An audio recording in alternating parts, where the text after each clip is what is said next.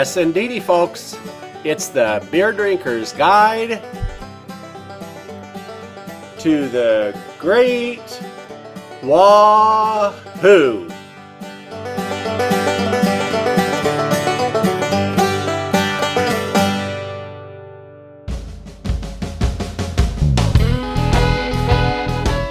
Of who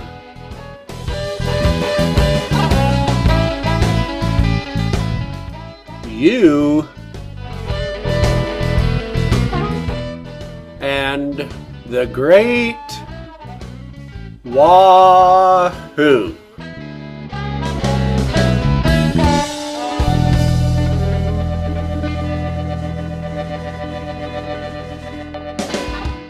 On our last two episodes of Pooh, You, and the Great Wahoo, we have looked at the West Boise Treatment Facility and at the Headworks Building, and in our last episode at the primary clarifiers. The primary clarifiers are the round structures with a slowly moving arm that we associate with sewer treatment plants. The purpose of clarifiers is to clarify the water or make it more clear. We do that by using gravity. Anything lighter than water floats, so the oil, grease, and other items that we call scum float to the top, and the clarifier whisks them away.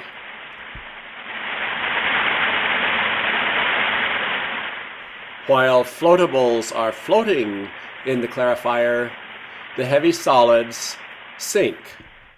These solids are called sludge.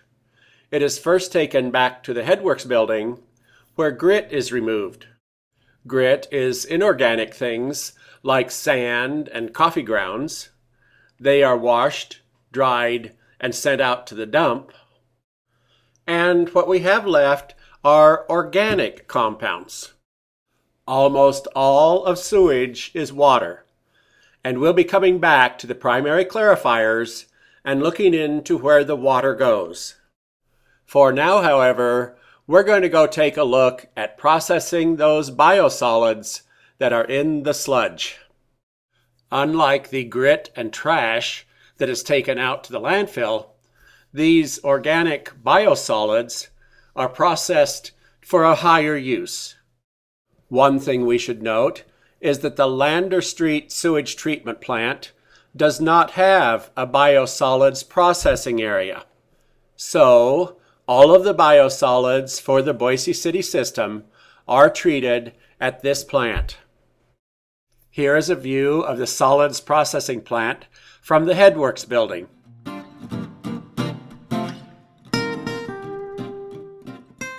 The first place the organic solids go is to this blend tank, where the solids from the Lander Street plant and the West Boise plant are blended together. After a brief stirring up in the blend tank, the solids go to one of three digesters. Just as the name implies, these digesters work something like our stomachs. They are rather big stomachs, however. Every day, 70,000 gallons of scum and sludge goes into the three digesters. While the water moves rather quickly through the process, the solids hang around in the digesters for about 28 days. These digesters are filled with anaerobic microorganisms. These are microorganisms that do not need oxygen to thrive. Working without oxygen, these microorganisms not only break down the solids as much as possible, they also kill about 99% of the harmful pathogenic bacteria that are in the scum and sludge. These anaerobic microorganisms need an environment that is surprisingly like our stomach. They like it to be 98 degrees. In a way, they provide their own 98-degree temperature. The fact is that when these microorganisms eat, they do a lot of what our stomachs do when we eat. They give off methane gas. This methane gas is captured in this sphere, which is part of the biosolids processing plant. There are several reasons to capture this methane gas. Methane is odorless, so it's not creating a smell. However, it is a greenhouse gas. It is 21 times more harmful than carbon dioxide for global warming. Another advantage of capturing the gas is that we can burn it.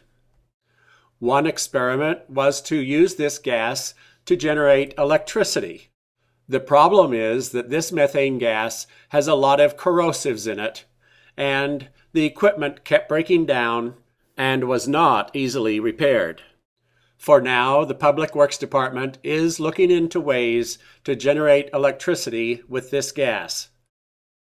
In the meantime, as we saw, the digesters like to be 98 degrees. So about a quarter of this gas is used for reheating the digesters and for heating the laboratory buildings at the sewer treatment plant.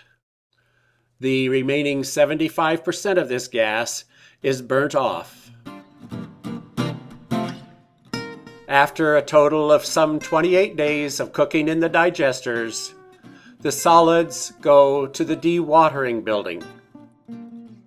Just as the name implies, the purpose of the dewatering building is to take the water out of the solids. To remove the water from the biosolids, the solids are run over what is called a belt press. A belt press uses gravity to separate out the water. Basically, it is a long conveyor belt. This conveyor belt is very porous, kind of like gauze.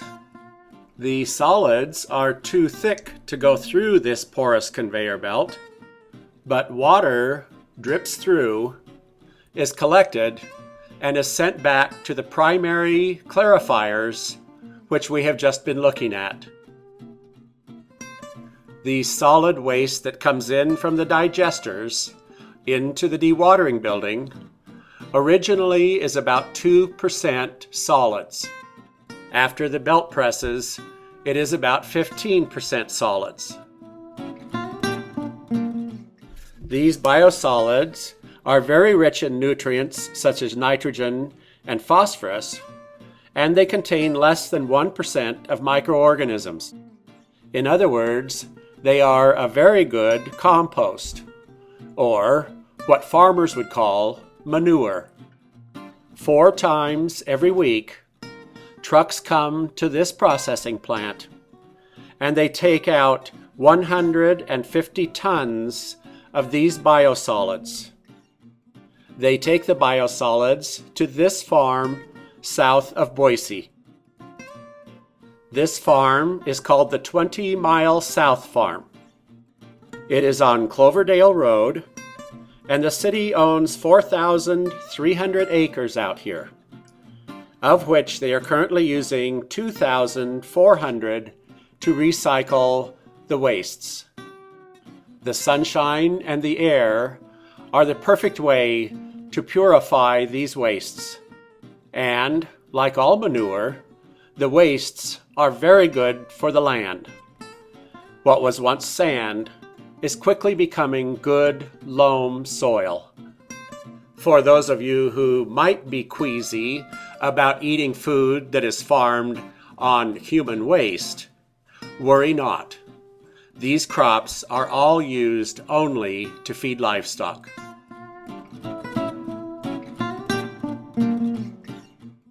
I personally find it comforting to know that my poo is being used just as the manure throughout all of history has been used to make the world a healthy place for plants.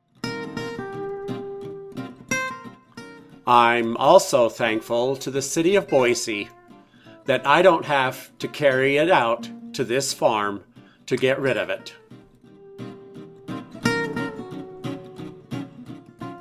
And that is what the biosolids part of the processing plant does. It takes the biological solids of our sewage and turns it into useful compost. And now, just like the water that comes from the biosolids processing, let's return to the primary clarifiers. And we will continue the journey of where the water goes from the clarifiers on our next adventure on Pooh, You, and the Great Wahoo. It's time to drive Steens Mountain. Good old Oregon. It's known for the Willamette Valley and the coast. But out here on the eastern side of Oregon, there's a big hole that I always thought was just filled with desert. Lordy, was I ever wrong about that.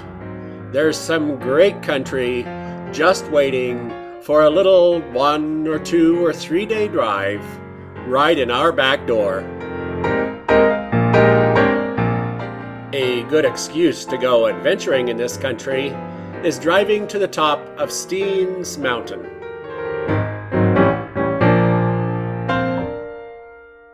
The Steens Mountains are the ones that you see off to the west as you drive from Winnemucca to Jordan Valley.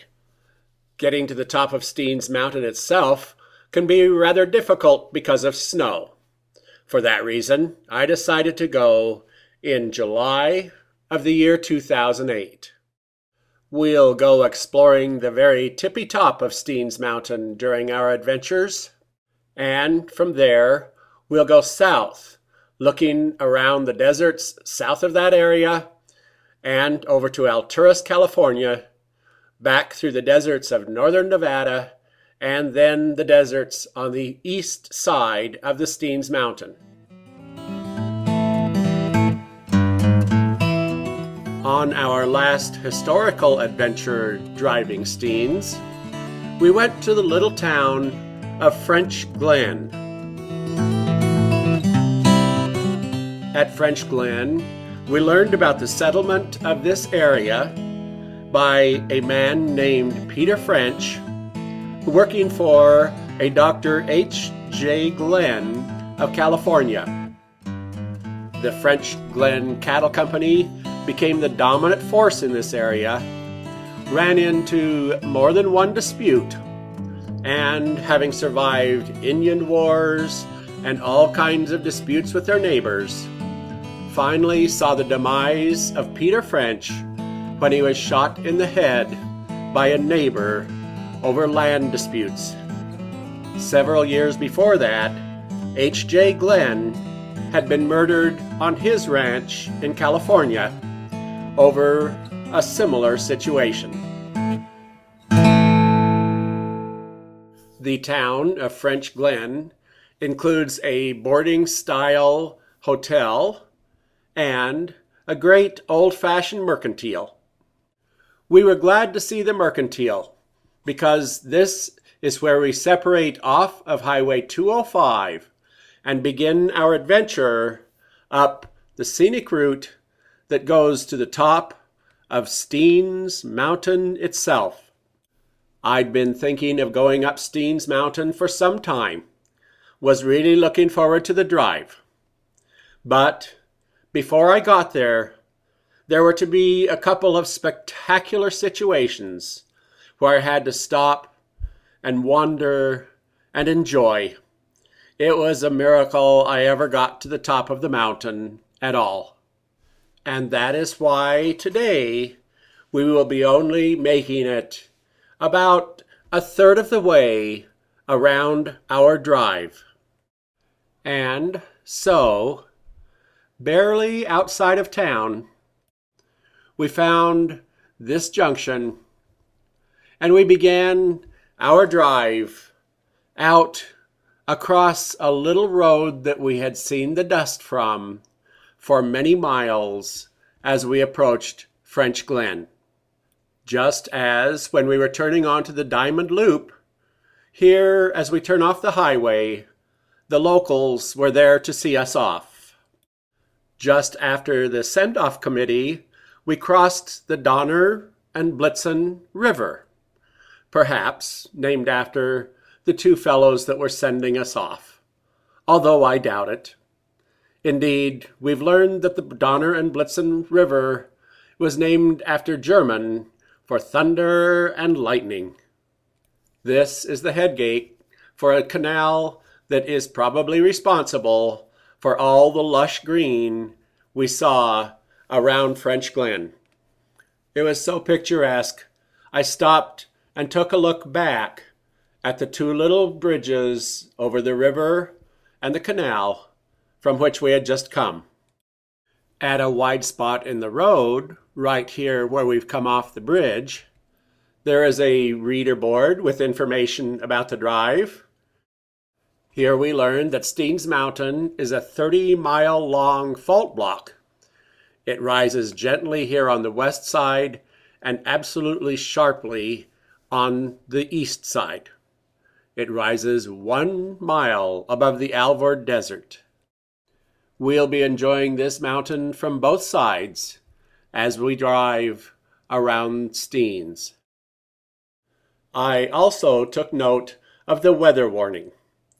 I know how quickly storms can come up in mountains, and this is a mountain. Just beyond this informational reader board, there is a gate indicating that there are many times when this road is not available.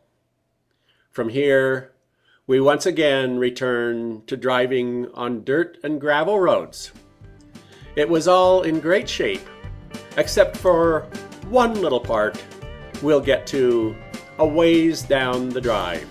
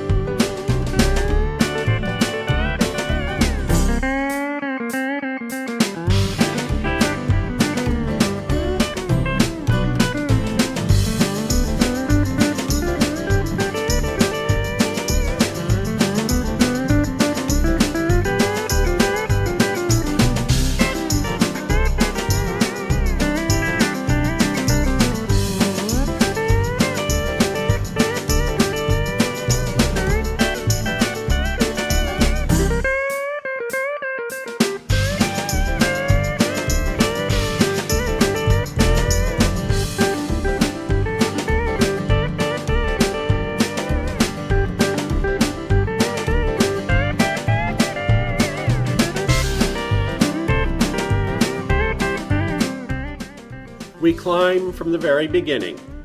However, the beginning is a rather gradual slope, and before long we find ourselves wending around a hillside.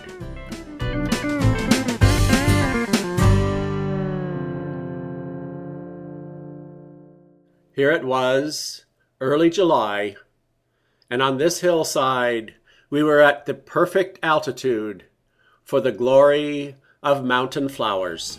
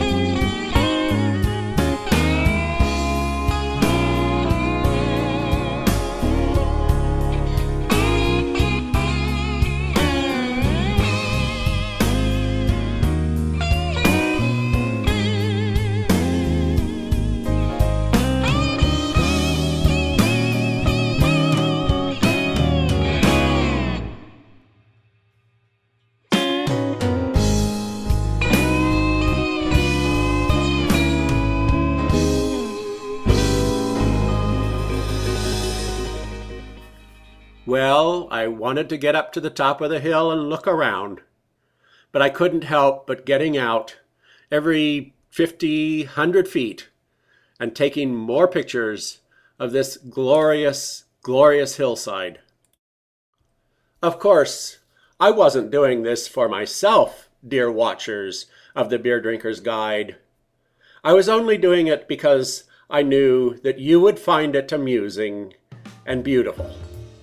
I do hope that you appreciate the suffering that I go through on your part.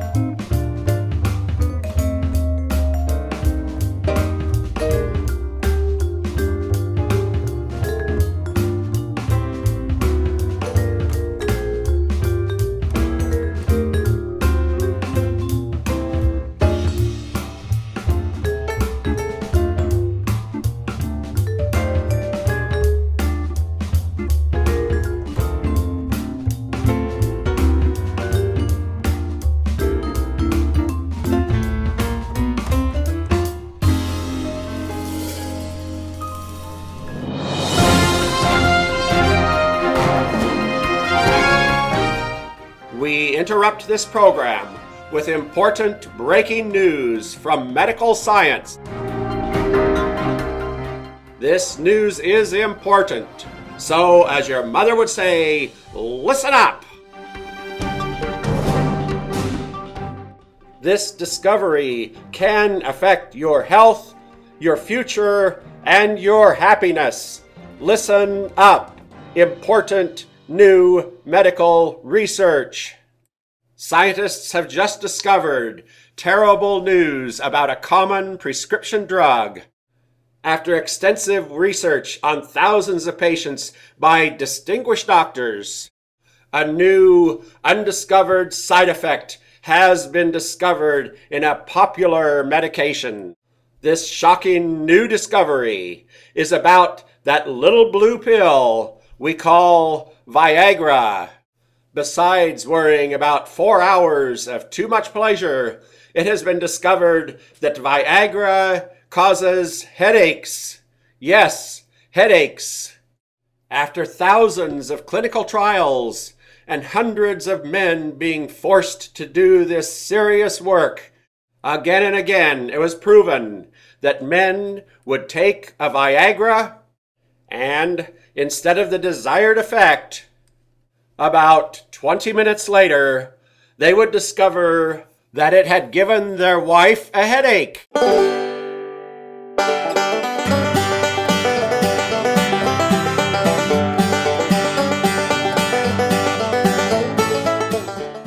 And that's this week's Beer Drinker's Guide to the Great Wahoo.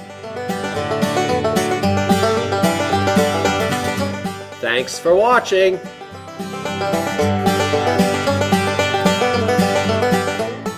Hope to see you next week.